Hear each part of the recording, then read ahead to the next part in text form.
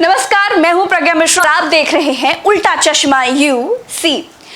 ये है पार्ले जी का पैकेट। है कोई माइका लाल जो इसको 5 के बजाय दुकानदार से 3 रुपए में खरीद ले जाए? चाहे रखा रहे, चाहे सड़ जाए, चाहे चूहे को उतर जाए, लेकिन आप इस पार्ले जी के पैकेट को 5 रुपए से कम पर नहीं खरीद पाएंगे।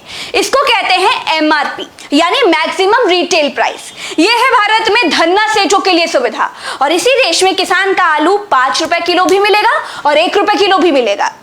सरकार किसानों के लिए तय करती है एमएसपी, यानी न्यूनतम यानी मिनिमम सपोर्ट प्राइस। सरकार कहने को मिनिमम सपोर्ट प्राइस किसानों के लिए घोषित करती है, लेकिन खुद भी किसानों से फसल नहीं खरीदती। किसान सरकारी दुकान पर ट्रॉली में लादकर गेहूं ले जाता है। अधिकारी कहता है बोरी नहीं है, कल आना। अगले दिन फिर जाता है, कहता है पल्लेदार नहीं है, कल आना। फिर कल जाता है तो अधिकारी कहता है कि गोदाम में जगह नहीं है, तो कल आना। किसान फिर कल जाता है, अधिकारी कहता है कि लोड करने वाला ट्रक नहीं आ पाया है, तुम ऐसा करना, कल आना। मतलब किसान को चग्गा बग्गा पढ़ाया जाता है, यानी किसान को पूरी तरह से टरकाया जाता रहता है। किसान आखिर में थक हार कर अपनी गेहूं से लदी ट्रॉली प्राइवेट मंडी में बेच देता है। अब देखिए, सरकारी दाम था 20 रुपए, किसान ने प्राइवेट लाला बनिया को बेचा 12 रुपए में, और जैसे ही किसान ने बेचा, एमएसपी वाले सरकारी अधिकारी ने लाला से खरीद लिया 13 रुपए में। अधिकारी ने 7 रुपए प्रति किलो पर घपला कर दिया, यानी किसान से ना लेकर लेवी में या सरकारी गोदाम में व्यापारी से लेकर फसल भर ली जाती है। बैठे बिठाए लाखों पीट लिए जाते हैं और किसान बेचारा मुंह ताकता रह जाता है, क्योंकि जिस ट्रॉली पर वो गेहूं लाद कर लाया है वो किराए की भी हो सकती है, और फिर अपनी भी हो तो बार बार लेवी यानी एफसीआई के गोदाम के चक्कर कैसे लगाए? उसको अगली फसल भी उगानी है, और इस तरह सरकारी एमएसपी से किसानों को लूटा जाता है। अधिकारी माला माल हो जाते हैं। इस देश में एमएसपी भ्रष्टाचार का वो दलदल है जहां सबसे ज्यादा भ्रष्टाचार होता है। मैं किसान की बेटी हूं, इसीलिए आपको बिल्कुल जमीनी चीज बता रही हूं।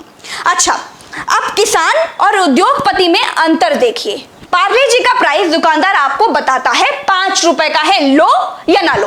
किसान की फसल का दाम मंडी में खरीदने वाला तय करता है। वो किसान को ऑफर करता है, कहता है 5 रुपए दोगे, 50 रुपए का दोगे। बस यही कारण है किसानों की दुर्गति का। किसानों की फसल का रेट आप तय कर दीजिए। किसान का गेहूं 20 रुपए किलो बिकेगा, कोई कम पर खरीदेगा या ज्यादा पर बेचेगा तो जेल होगी। फिर देखिए किसानों की आय कैसे उनकी आमदनी दोगुनी हो जाती है। भारत कृषि प्रधान देश है, लेकिन भारत के किसानों को पता ही नहीं है कि इस बार धान 10 रुपए में बिकेगा या 20 रुपए में बिकेगा, या फिर मंडी के बाहर फेंक कर वापस आना पड़ेगा। कृषि प्रधान देश में किसानों की छीछा दर है। आप पार्ले जी वाले को कहिए कि बिस्कुट बनाइए और मंडी में बेचिए, देखिए भाग खड़ा होगा। इनके डीलर किसानों की तरह पेड़ों में लटके हुए मिलेंगे। अब बात उस कानून की भी कर लेते हैं जो किसानों के लिए बनाया गया है। 3 कानून बनाए गए हैं। पहला कानून है आवश्यक वस्तु भंडारण अधिनियम। पहले यह होता था कि खाने पीने की कुछ जरूरी फसलें होती थी जिनकी जमाखोरी अपराध थी। कोई जमाखोरी करता था तो उसे जेल होती थी। अब नए कानून में सरकार कहती है आपदा और युद्ध को छोड़कर जितनी जमाखोरी मतलब जितना भंडारण करना है करो। अब होगा ये कि किसान की तो छत टपकती है, वो तो छप्पर के नीचे रहता है, वो भंडारण तो कर नहीं सकता, और किसान को फसल के बाद चाहिए भैया पैसा। वो अगली फसल में लगाएगा, वो अगली फसल को उगाएगा, वो फसल को घर में रखकर करेगा क्या? अब बड़े बड़े उद्योगपति किसान से अनाज खरीदकर अपने गोदामों में भर लेंगे। बाजार में जब अनाज की शॉर्टेज हो जाएगी तब महंगा बेचेंगे। ये कानून यानी आवश्यक वस्तु भंडारण अधिनियम सरकार ने किसको फायदा पहुंचाने के लिए बनाया है, वो आपको आगे कुछ दिनों में जब महंगाई बढ़ेगी तब पता चल जाएगा। इस कानून को बनाने की कोई जरूरत नहीं थी, लेकिन ये सरकार है, बहुतों को बनाया है। दूसरा कानून है कॉन्ट्रैक्ट फार्मिंग। मतलब अगर पार्ले जी कंपनी को बिस्किट बनाने के लिए गेहूं चाहिए तो पार्ले जी वाला 20-25 गांव के किसानों से गेहूं उगाने के लिए कहेगा। सारे किसान गेहूं उगाएंगे, पार्ले जी वाले को देंगे। अब कॉन्ट्रैक्ट फार्मिंग में पार्ले जी वाली कंपनी फसल लगाते समय ही बता देगी कि गेहूं भैया लगाओ, 20 रुपए में हम खरीद लेंगे। अब किसानों को दिक्कत यह होगी कि अगर किसान प्राइवेट कंपनी से बॉन्ड भर लेगा और गेहूं के दाम 25 की जगह बाजार में भाव 40 पहुंच गए, तब किसानों का घाटा हो जाएगा। अगर 4 किसान गेहूं की जगह आलू उगाना चाहते हैं तब क्या होगा? कॉन्ट्रैक्ट फार्मिंग में यहां दिक्कत है, पेंच भी यहीं फंसा है। सरकार जब एमएसपी तय करती थी तो किसान के पास आजादी रहती थी कि वो एफसीआई के गोदाम में सरकार को अनाज बेचे या फिर मंडी में बेचे या फिर किसी लाला बनिया को, अपने लोकल खरीदार को दे दे।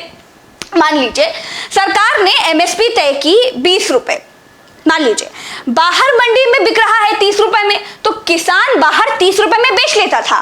सरकारी एमएसपी में किसान कभी सरकार को ही बेचने के लिए बाध्य नहीं था, लेकिन कॉन्ट्रैक्ट फार्मिंग में किसान बाध्य होगा प्राइवेट कंपनी को पहले से तय किए दाम में फसल बेचने के लिए, चाहे बाजार का भाव जो भी हो। कानून में कहीं भी एमएसपी का जिक्र नहीं किया गया है, यानी जो प्राइवेट कंपनी पहले से दाम तय करके किसान से फसल खरीदेगी वही एमएसपी होगी। हल्ला हंगामा इसीलिए है क्योंकि किसानों का कहना है कि सरकार प्राइवेट कंपनियों को आगे कर रही है, उनसे दाम लगवा रही है, जिससे सरकार पतली गली पकड़कर निकल ले।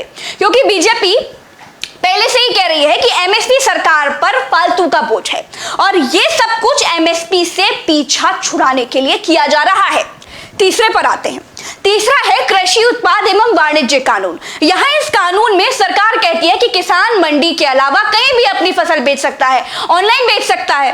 तो भैया सरकार जी, ये तो पहले से था। मेरा पका हुआ आम लखनऊ की दुबग्गा मंडी में बिकता है क्योंकि वो पास है और पके हुए आम को ज्यादा देर तक रखा नहीं जा सकता, तो सबसे पहले उसे मंडी पहुंचाना होता है।